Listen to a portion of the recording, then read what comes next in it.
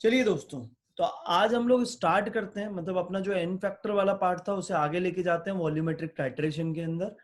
और अब हम एन फैक्टर निकालना सीखेंगे एसिड और बेसिस का। बहुत ही आसान है, मतलब आप इतना टिपिकल नहीं है। पहले वाला एन फैक्टर क्या था? पहले वाला एन फैक्टर ये था कि नंबर ऑफ इलेक्ट्रॉन गेन और loosed by 1 mole of substance in reactant side. मतलब you will adjust the thing according to the reactant side. अब आसान है। अब मैं बोलता हूं एन फैक्टर। देखो एसिड और बेस की भी जो रिएक्शन होता है उसके लिए एन फैक्टर और valency factor for acid and basis. तो एसिड के लिए और बेसिस के लिए एन फैक्टर या वैलेंसी फैक्टर कैसे निकालते हैं उस चीज को हम लोग देखने वाले हैं। तो बड़ा ही आसान है, बेहद आसान। क्या है यहाँ पे, अगर मैं एक एसिड की बात करूं तो आप लोग शायद जानते होंगे एक एसिड वो होते हैं जो क्या देते हैं, H+। Hydronium ion H+। और बेस वो होते हैं जो क्या देते हैं, हाइड्रोक्सिल। और जितने H+ आयन देता है वो उसकी क्या कहलाती है, बेस। बेसिसिटी। बेसिसिटी। और जितने OH आयन्स दे वो क्या कहलाते हैं। अब बस इसी चीज को यूज करते हैं। तो एन फैक्टर है क्या, फॉर एसिड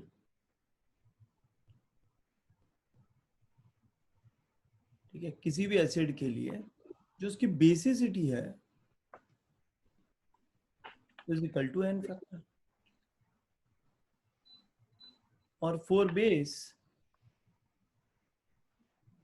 जो उसकी एसिडिटी है that is also equal to n factor. जैसे कि मैं डेमो देता हूँ, कुछ एग्जांपल देता हूँ, आपको शायद कुछ पता चले, कुछ गलती करो। HCl H2SO4 H3PO4 H3PO3 और H3PO2। एक और एग्जांपल ले लें, H3BO3। जैसे इसका एन फैक्टर अगर कोई मुझसे पूछे तो कितना होगा, कितने H+ आयन दे सकता है, 1 तो 1, 1 इसका 2, 2 इसका 3, 3 इसका बता रहा हूँ।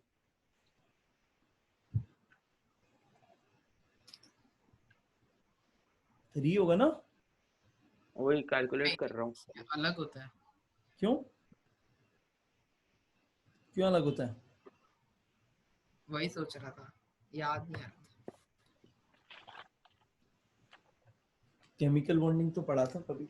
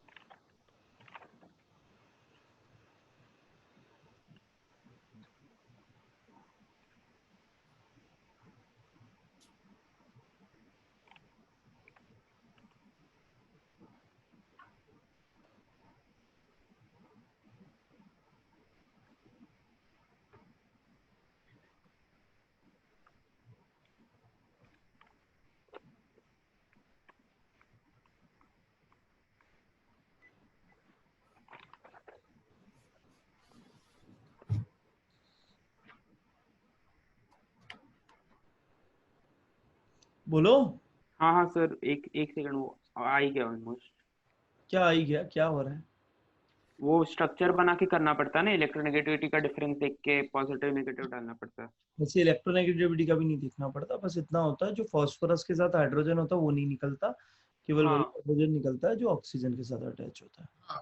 हम्म। तो अभी बताओ, सोचो क्या आंसर होना चाहिए। कितना होना चाहिए? 2 होना चाहिए, 2 क्यों होना चाहिए? क्योंकि 2 हाइड्रोजन ऑक्सीजन के साथ बॉन्डेड है। बिल्कुल करेक्ट। मैं बता देता हूँ दोस्त कि ये कैसे होता है। ये 3 बड़े ही मशहूर एसिड हैं और इन्हें ये केमिकल बॉन्डिंग में भी आते हैं, हर जगह चलते हैं। पता है केमिस्ट्री की यही ब्यूटी है कि एक बार चीज ना याद हो तो वो दूसरे चैप्टर में अपने आप को याद करा देगा। पहली है फॉस्फोरिक एसिड,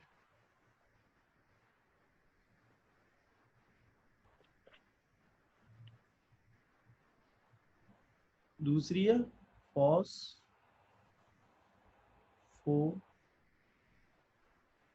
एसिड, और तीसरी है हाइपोफॉस्फोरस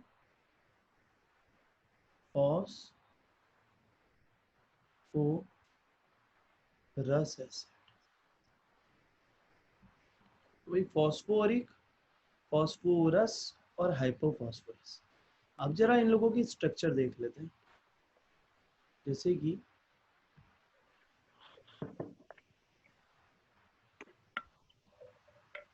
इसका स्ट्रक्चर कैसा होता है, इसे बनाने का बड़ा आसान तरीका है। मैंने जैसे हमेशा से बोला है, ये वो एसिड है जिन्हें सर्दियां बहुत लगती है। मतलब ये क्या करते हैं, टोपी लगाते टोपी। हैं, राइट। सिमिलरली ये भी, सिमिलरली ये जो है वो भी टोपी लगाते हैं। अब आपको क्या करना है, जो बचे हुए फॉस्फोरिक कौन है, H3PO4। एक तो टोपी में कंज्यूम हो गया, कितने ऑक्सीजन बचे, 3। डायरेक्ट अटैच करें, जो बचा हुआ H है वो इसके साथ लगाएं। हाइड्रोजन ऑक्सीजन के साथ। हाँ केवल वही H निकलेगा जो ऑक्सीजन के साथ अटैच है। ऐसा क्यों, क्योंकि आपको शायद याद हो कि आपने क्या पढ़ा था, फोन कौन रखते हैं, हाँ, इलेक्ट्रोनेगेटिविटी डिफरेंस बढ़ जाता है। कुल भिखारी ऑफ इंडिया, सब चोर फिर भी हैं। और आपको पता है यहाँ पर इलेक्ट्रोनेगेटिविटी का डिफरेंस ना के बराबर है, जबकि यहाँ पे इलेक्ट्रोनेगेटिविटी का डिफरेंस बहुत तगड़ा है।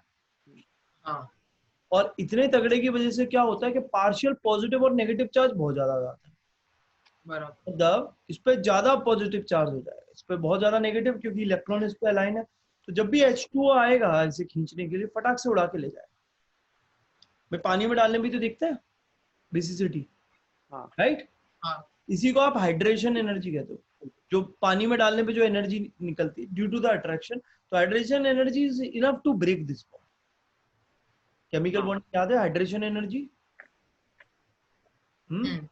लेटिस एनर्जी के टाइम पे पढ़ा था बेटा, तब भी। हाँ, वो इक्वेशन लिख के हमने कैलकुलेट किया था वो ना। वन एवर साइकिल कहते हैं उस इक्वेशन को।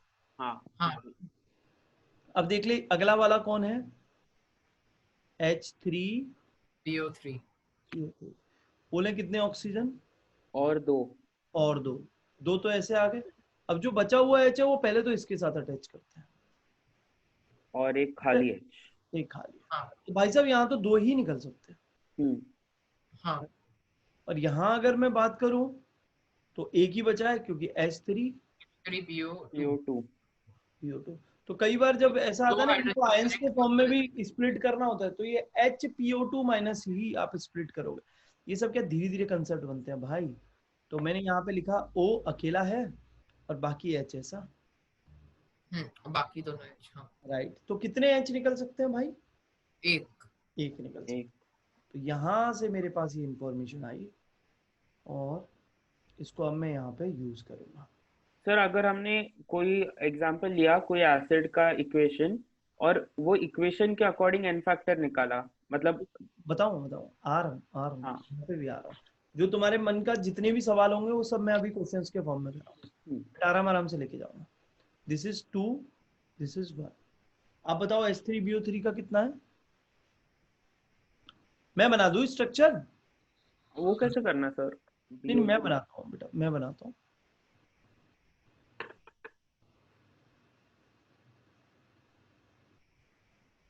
है ना, आप लोग गजनी के आमिर खान के भाई हो, ऐसे थोड़ी मैं बनाऊंगा तभी चीजें होंगी। बोलो कितना होना चाहिए, 1, 2। 2 और 3। हाँ, हाँ वेरी गुड। सर, इसका स्ट्रक्चर कैसे बना हमने? हाँ, इसका स्ट्रक्चर कैसे बनाया, ये बनाया है मैंने। पहली बात तुम्हें बोलता हूँ बेटा, तुमने जो बोला है वो गलत है। सर गलत क्यों बोला आपने, मैं समझाता हूँ क्यों गलत बोला। याद कर, ये एक एसिड है जो बहुत ही भिखारी टाइप की एसिड होती है, लुईस एसिड। याद है बेटा, एक सेकेंड। आ जरा बताओ। इसके आउटर मोस्ट शेल में कितने इलेक्ट्रॉन होते हैं?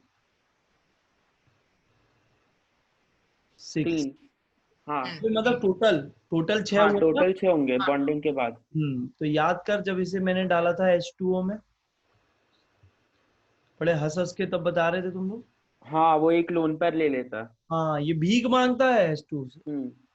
क्या दे दे, अल्लाह के नाम पे दे दे। H2O कहता है भाई ये H प्लस आयन तो निकालने हैं तेरा।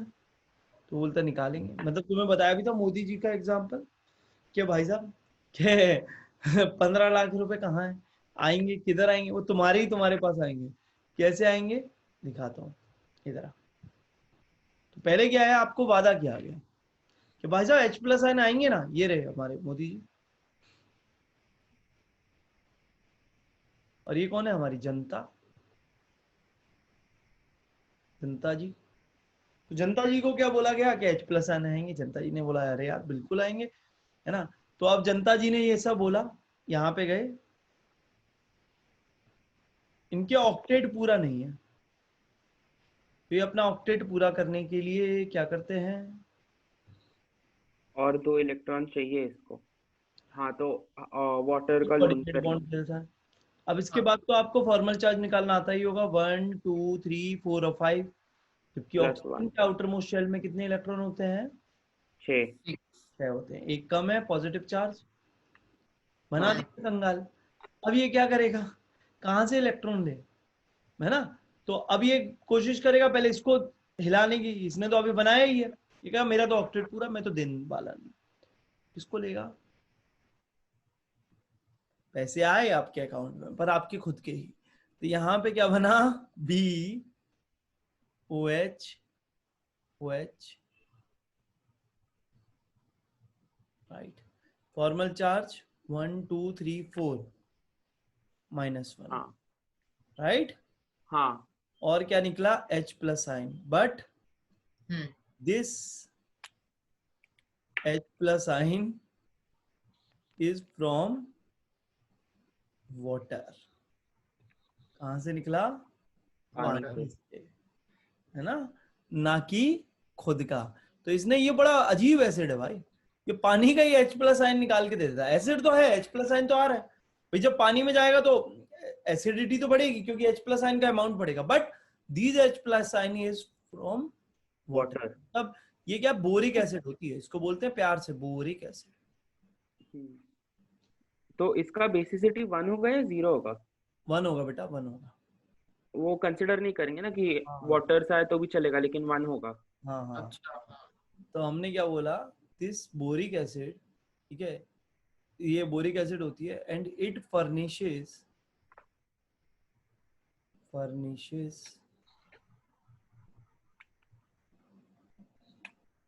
हाँ H प्लस आयंस फ्रॉम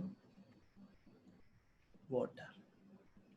हम्म, ठीक है, आप इस पार्ट को अच्छे से नोट कर लें पहले।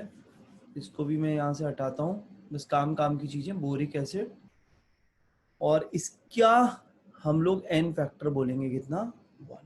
1। पहले आप इसे नोट कर लें, मैं इसको जूम आउट कर देता हूँ, थोड़ी देर के वीडियो पॉज करता हूँ, और फिर उसके बाद जैसे नोट होता है तो हम आगे प्रोसीड करें। देखो भाई, अब इसी के ऊपर मैं एक एनसीईआरटी का एक कंक्लूजिंग पॉइंट भी बता देता हूँ, बड़ा इंपॉर्टेंट है, आपसे डायरेक्ट भी पूछा जा सकता है कि ये जो बोरिक एसिड है, दिस बोरिक एसिड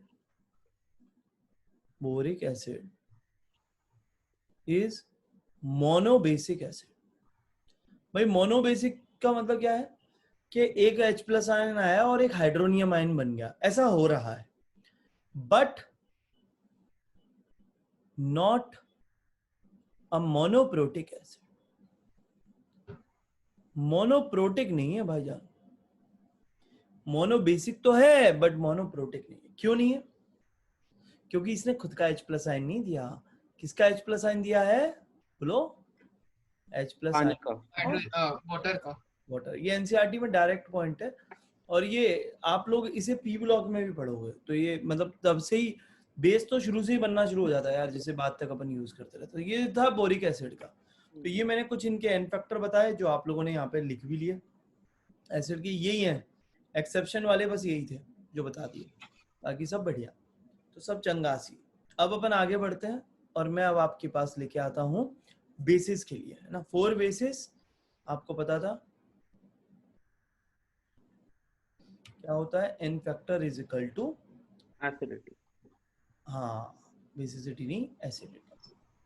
ऐसा क्यों कहते हैं यार, बेस के केस में एसिडिटी बोलता है, एसिड के केस में बेसिसिटी बोलता है, क्या वो एग्जामिनर क्या बावला हो गया है जैसा बोलता है, बोलो।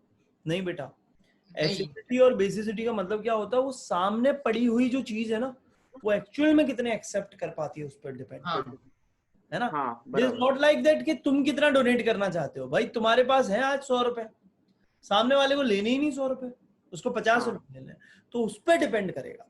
जब तक सामने वाला कोई दे ना रखा हो, कोई रिएक्शन ना हो, तब तक सोचना नहीं, तब तक तो हम मैक्सिमम कैपेसिटी पे बात करते हैं।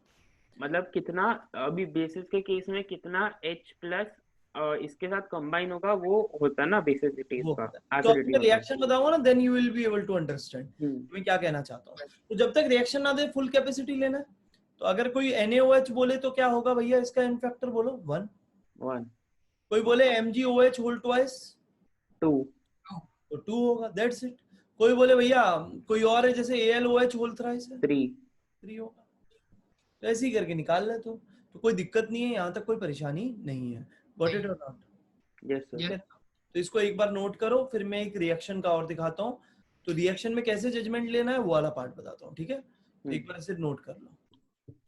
चलो भाई, तो हम लोगों ने ये वाला पॉइंट नोट कर लिया, ये बहुत ही इंपॉर्टेंट था, और यहाँ पर भी तुमने बता दिया।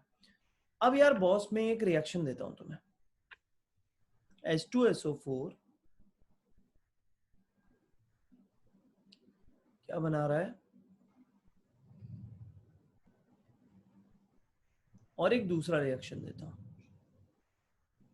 आप लोगों के दिमाग में तो चल रहा हो ये एन फैक्टर की फफूंद क्यों निकाली जा रही है, सब सॉल्व हो जाएगा और बहुत अच्छे से समझ में आएगा। कुछ समय का बस सब्र रखने की दो देर है। Na2SO4, यहाँ क्या लिख दिया, यहाँ तो H2SO4 और NaOH।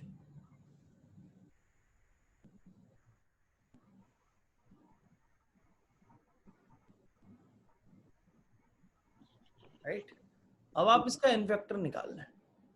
इस समय पे H2SO4 2 देने की तो उसकी कैपेसिटी है, बट एक्चुअल में बॉस 2 प्रोटॉन दिए नहीं, एक ही दिया है। एक ही दिया। यहाँ कितना था, 2 देना चाहता था, 2 के 2 गायब हो गए। यहाँ तो मैं इसका एन फैक्टर 2 ही बोलूंगा, हाँ जबकि यहाँ मैं इसका एन फैक्टर 1 बोलूंगा। ऐसा कुछ बात आ रही समझ में? हाँ सर। बोलो बच्चे। हाँ सर। पक्का ना? हम्म। मैं क्या करना चाहता हूँ इसमें वाली बात अपने को क्लियर है ना, कि ये यस तभी तो हम बोलते हैं इसकी। अब जब आप बोलते हो कि भैया एसिडिटी बताओ सर, बेसिसिटी बताओ, तो इसकी जो बेसिसिटी है, देना चाहता था 2, लेकिन कितने एक्चुअल में दिए। तो जब रिएक्शन दे रखा हो तो रिएक्शन ही असली जजमेंट है। हाँ एसिड सॉल्ट बन गया ना वो। यस यस यस, ये 10th में था। Got it. हाँ बहुत ही बढ़िया बात है। तो आप इसको भी एक बार नोट कर लें यार, ये भी बड़ा जरूरी पॉइंट। तो चलो बच्चों, अब इन दोनों जन का और एन फैक्टर निकालना, इसका और इसका एन फैक्टर निकालो, मुझे बताओ कि कितना होगा क्या नहीं होगा। आपको दिखने में भले ही एक लगे, लेकिन इक्वेशन को देख के ही जजमेंट लेना। तो लो भाई जजमेंट। तो बताओ बच्चों क्या आंसर होगा इसका, फर्स्ट का 1 होगा। 1 होगा। वेरी हाँ गुड। फर्स्ट का 1। हाँ यही है बेटा, आपका दिमाग बहुत अच्छा है और बहुत सही आपने आंसर दिया कि 1 होगा। क्यों होगा? क्योंकि 2 देना चाहता था, बट दिया कितना, 1।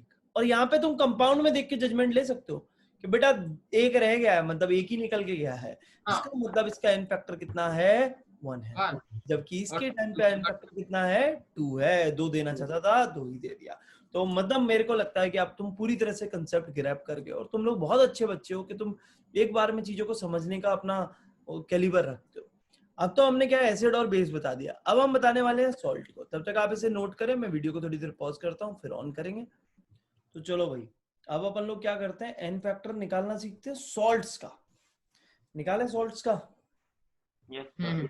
चलो निकालते हैं। तो देखो कितने अच्छे बच्चे हो भाई तुम, IPL का मैच छोड़कर आज इधर बैठे हो, है ना, और पढ़ाई कर रहे हो। तो ये बहुत बड़ी बात है अपने आप में।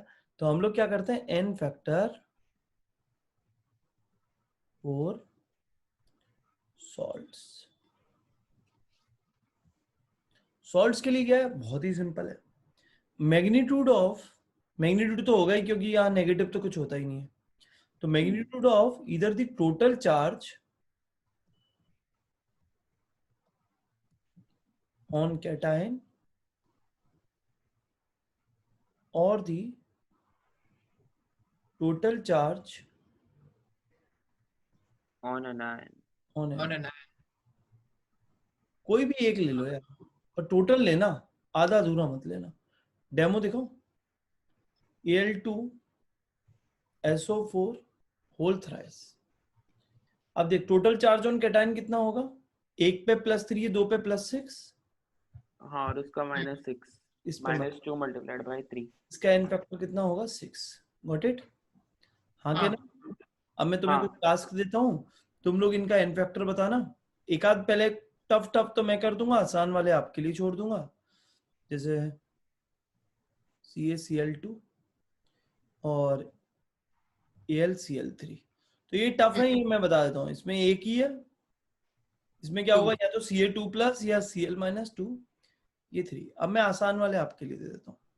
सर, वो जो CaCl2 है उसमें हम लोग Cl का -1 होता है ना Cl पे पर, हाँ, लेकिन 2 Cl पे कितना हो गया?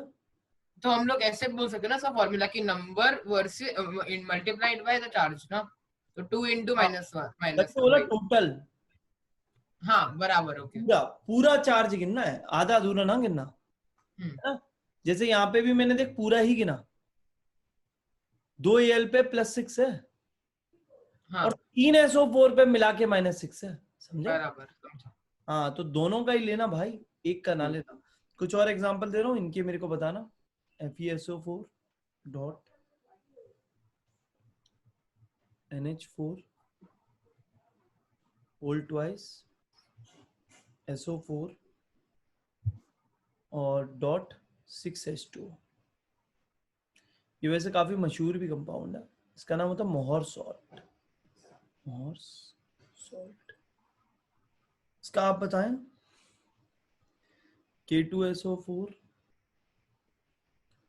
Dot Al2 SO4 whole thrice dot 24H2। ठीक है, आप सोचें कि क्या होना चाहिए। ये भी इतना मशहूर तो नहीं है, लेकिन नाम इसका बता देता हूँ, पोटाश एलम।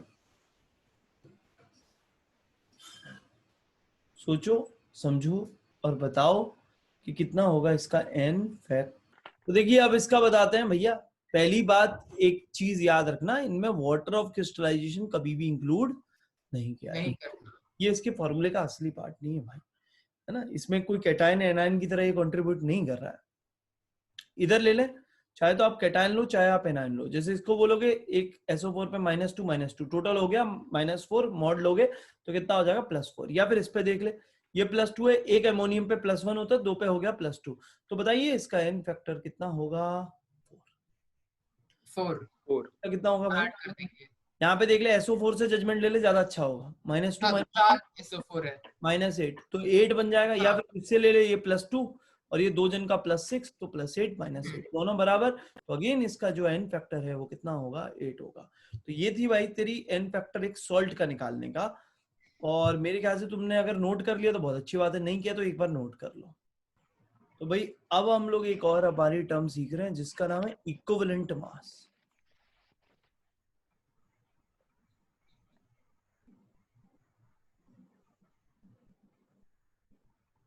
क्या होता है equivalent mass? Molar mass upon n factor. दिमाग में ऐसी बातें तो चल रही होंगी, ये सब क्यों कर रहे हैं n फैक्टर वगैरह, चिंता मत करो, थोड़ी देर में पूरा खजाना खुल जाएगा और आपको समझ में आएगा ये कितनी जरूरी चीज थी जिसको हम कब से मिस करके बैठे थे। खैर, आपने क्या करना है, देखो मैं ऐसा टास्क दूंगा, जैसे मैं बोलता हूँ HCl, तो आप इसका मोलर मास ना निकाले, मोलर मास तो 36.5 होगा, बट आप उसको बस m लिख दें और डिवाइड कर दें उसके n फैक्टर से। इसी तरह से हाँ, मान लीजिए मैं H2SO4 लिख के जाऊं, तो आप ऐसा M लिख m डिवाइडेड बाई 2। इस टर्म्स में बस आपको इक्विवेलेंट मास लिखना है। मैं यहाँ पे कुछ चीजें बना रहा हूँ और आप उसको पहले कंप्लीट करना, फिर अपन उसके बाद चेक करेंगे कि आपने सही किया है या गलत किया है। तो मैं यहाँ पे पहले लिख देता हूँ, है ना, कई सारे मैं नाम लिख दूंगा, आप उनके n फैक्टर पहले कंप्लीट करना, लिखते जाओ मेरे साथ साथ। और H3PO4 H3PO3 H3PO2 H3BO3। तो जितना भी अभी सीखा है ना इन फैक्टर में, तो सब यहाँ पे रिवाइज हो जाएगा और अप्लाई भी हो जाएगा। तो यही होता है इक्विवेलेंट मास। यहाँ पे अपन आए और क्यों यूज होगा वो भी मालूम पड़ जाएगा। NaOH, ठीक है, MgOH होल ट्वाइस। उसके बाद हम लोग यहाँ पे ले लें MgCl2, BaSO4, ये सब सॉल्ट भी हैं।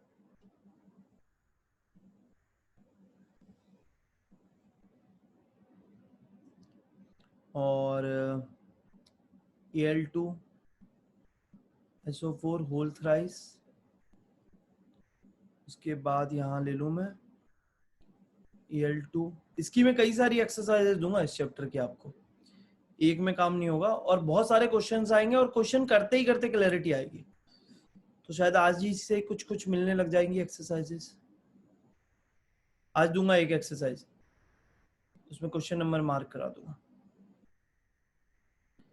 कि MnO4 एसिडिक। अब मैं बताऊंगा भी नहीं किसमें क्या कन्वर्ट होगा, आप ही ने एन फैक्टर निकालना है। बेसिक और न्यूट्रल। K2Cr2O7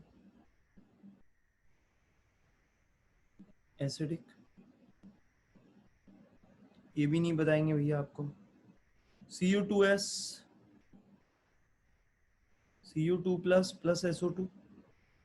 अब एक थोड़ा सा इंपॉर्टेंट है जो अब तक नहीं बताया था, तो अभी के लिए इंतजार पे बैठे हुए थे। FeS2 Fe3 plus SO2। यहाँ पे एक बात याद रखना, ये आयरन पायराइड कहते हैं। ये बिल्कुल वैसे ही बनाता है जैसे पेरोक्साइड बॉन्ड बनता है। और यहाँ पे एक सल्फर पे -1 चार्ज आता है। मैंने बहुत सारे बंदे आपको दिए हैं, आप सबके एन फैक्टर और सारी चीजें लिखें। लिखने के बाद अपन लोग मिलाएंगे। मैं वीडियो को थोड़ी देर रोकता हूँ, और जो लोग इस वीडियो को देख रहे हैं वो भी इस वीडियो को रोकें, सॉल्व करें और अपने आंसर को चेक करें। हम लोग वीडियो इसलिए रोकते हैं ताकि वीडियो की लेंथ कम से कम रहे और ज्यादा से ज्यादा गेन आए आपको। अब देखो सबके एन फैक्टर निकालते हैं।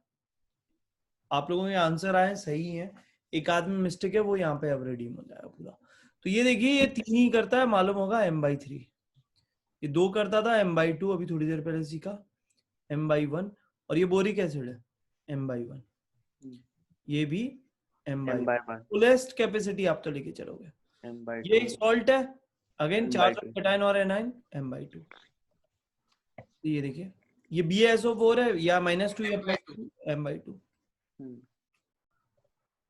ऊपर आ जाओ M/6। हाँ, इधर देख ले, SO4 ज्यादा इजी है M/8। अब बेटा एसिडिक बेसिक मैंने आपको बताया था बना। M/5 1-2 का तो अनिल कपूर बना देता है, तो आप 1-3 का 5 बनाते थे, याद है क्या?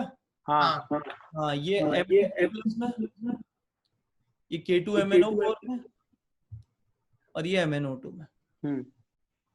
यहाँ पे बात करूं तो इसका इन फैक्टर होता है 5, इसका इन फैक्टर होता है 1 एसिडिक। इसका इन फैक्टर कितना होगा? 3। यहाँ पे आ जाओ, ये चेंज होता था Cr3+ में। ये 2 ही याद रखने होते थे जो मैंने बताया भी था। यहाँ पे 2 है तो इसको भी 2 ही करना भाई।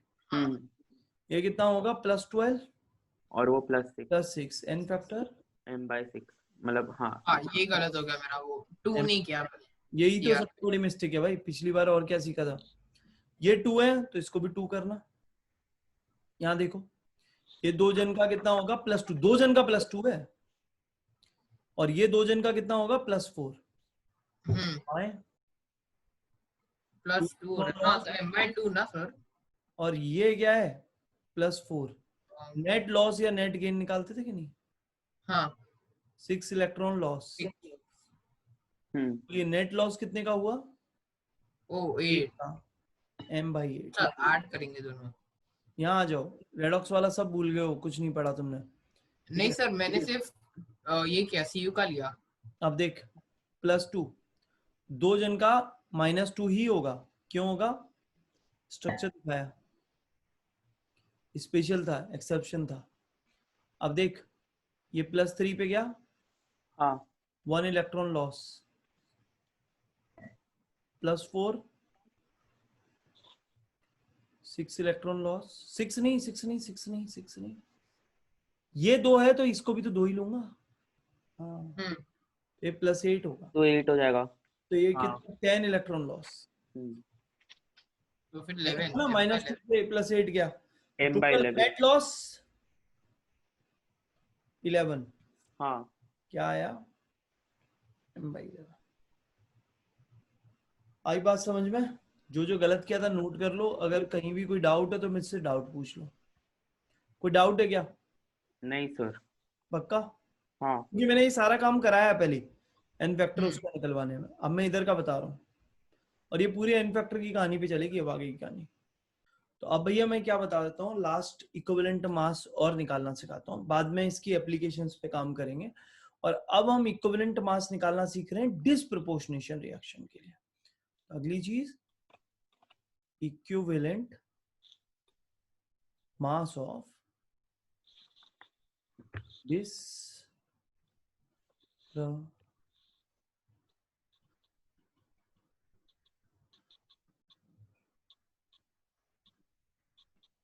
इन सब चीजों से अभी कुछ समय बाद तुम्हें प्रिडिक्ट करना और बताऊंगा।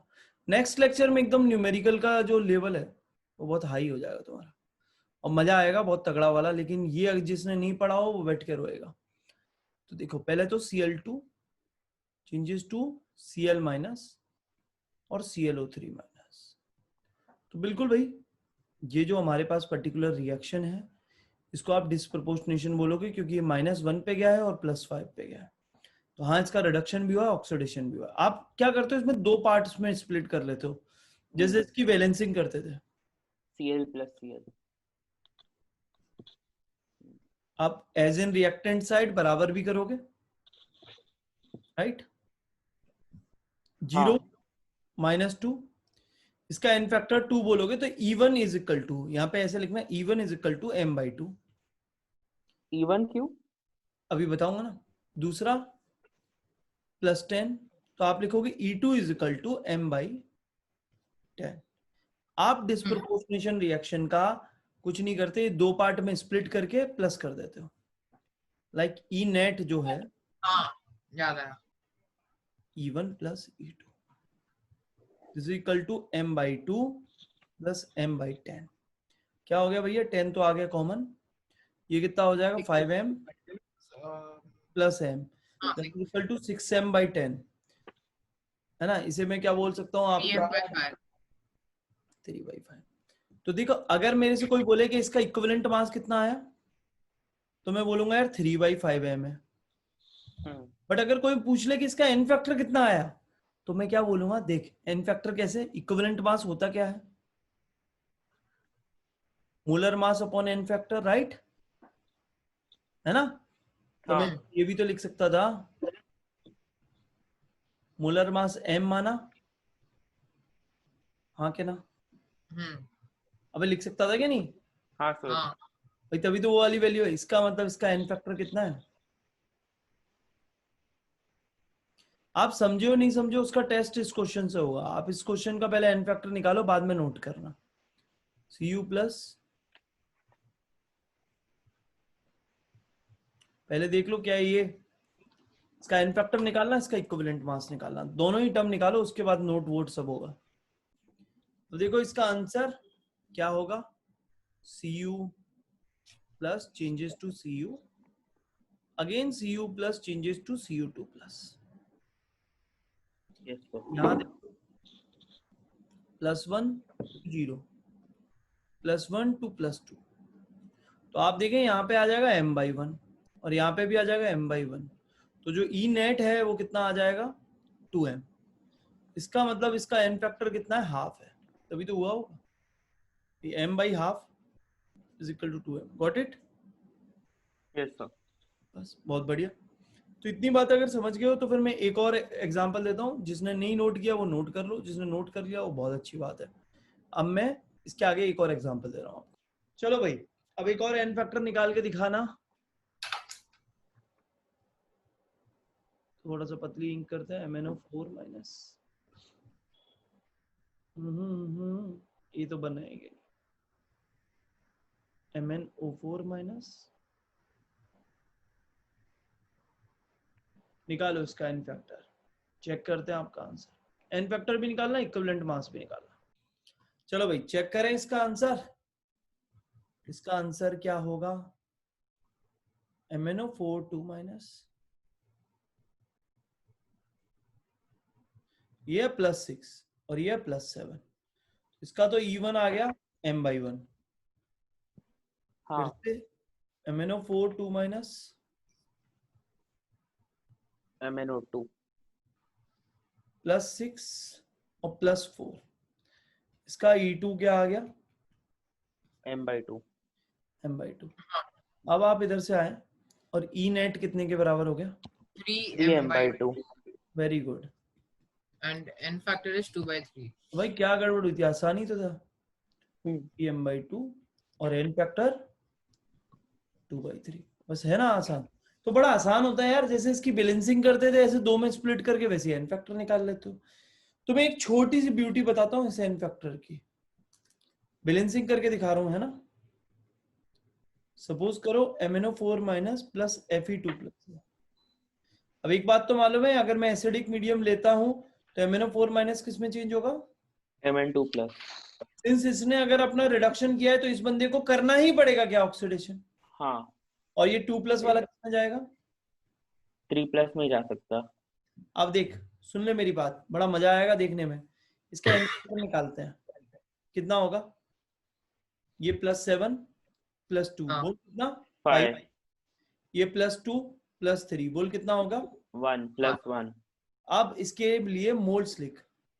Moles is just reverse of n factor 1, और ये 5 तो इसका साथ ही भी 5 होगी बैलेंस। बैलेंसिंग के लिए ये तो होगी हाँ बैलेंस। ठीक है। एक और जुगाड़ बताऊं, तू एक और चीज देखेगा कि multiplication of n factor and moles is same. इधर ही नहीं बेटा, और भी जगह देखेगा, ये छोड़। NaOH plus H2SO4।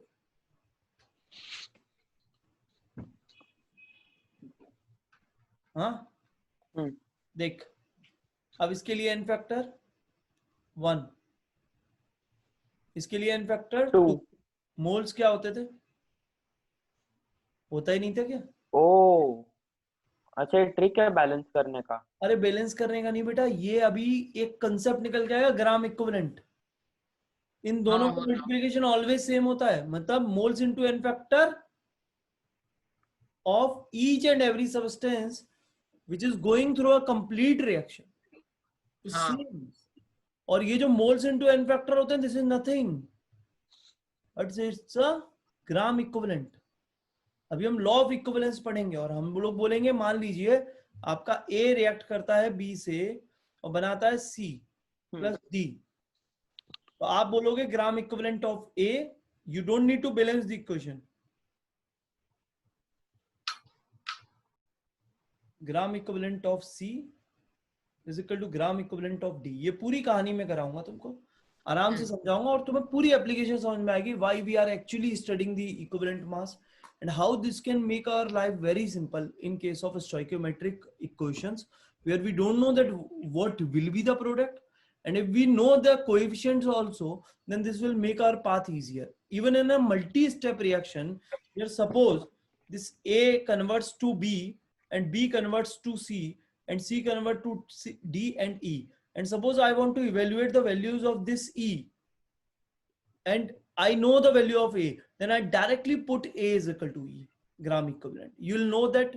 और फिर उसके बाद तुम्हें एक अलग ही लेवल ऑफ इंटरेस्ट आ जाएगा इसमें कि स्टोइकियोमेट्री और मोल कंसेप्ट इतना भी इजी हो सकता है और मोल क्यों जरूरी है इसके, वो सब कुछ समझेगा। तो ये जो मैंने पार्ट बताया, this is very very important भैया, तो इसको बिल्कुल अच्छे से करके रखना। जितना आज करा है इसको भूल ना जाना, because अगला पूरा पार्ट है ना, this is application based on the n factor which you have calculated earlier. N factor आपने कैलकुलेट किया रेडॉक्स रिएक्शन के लिए, आपने एसिड के लिए, आपने बेस के लिए, आपने सॉल्ट के लिए। अब थ्योरी पूरी खत्म हो गई है, अब आपने करने हैं क्वेश्चंस, और क्वेश्चन करने से पहले जो बैकग्राउंड पहले लगेगा ग्राम इक्विवेलेंस का वो दूंगा और फिर डायरेक्ट ताबड़तोड़ शुरू करवा।